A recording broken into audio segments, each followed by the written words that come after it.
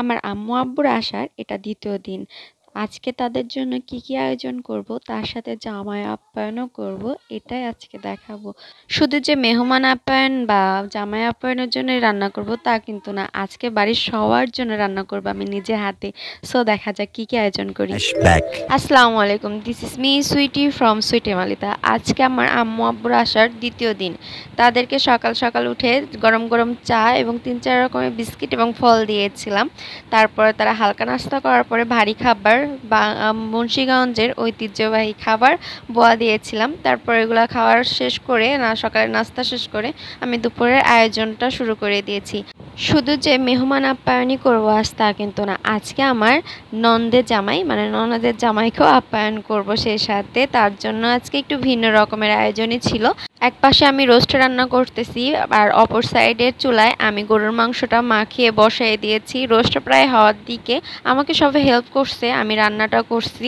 আজকে আমি নিজের হাতে রান্না করছি, আমার আম্মু আব্বুকে খাওয়াবো এবং ননদের জামাইকে আপ্যায়ন করব।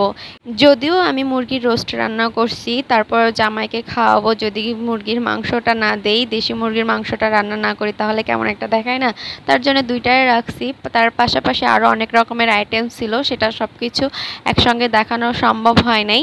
আমি যেগুলো দেখাতে পেরেছি সেগুলাই দেখাচ্ছি। এই প্রথম আমি সবার জন্য রান্না করছি। সবার জন্য বলতে আমি ফ্যামিলির মেম্বারদের জন্য রান্না করি, বাট মেহমান জামাই বা বাড়ির সবাইকে খাওয়ানোর জন্য এই প্রথম আজকে আমি রান্না করছি। কারণ আজকে শাশুড়ি তার বড় বৌমাকে দায়িত্ব দিয়েছে।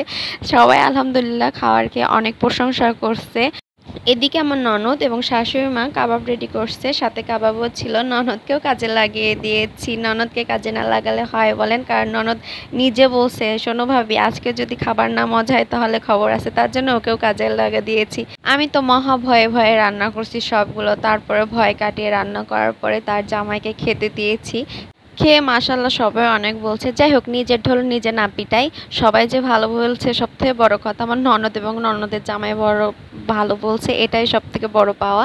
কারণ তাদের জন্য এত স্পেশাল আইটেমগুলো রান্না করা। আমার আম্মু আব্বুরা তো আছেই, তার সাথে তারাও আছে। ভালো বলেও তারা মহা বিপদে পড়ছে, তাদেরকে দুইটা দুইটা করে খাওয়াই ফেলছি। আজ এই পর্যন্তই, আল্লাহ হাফেজ।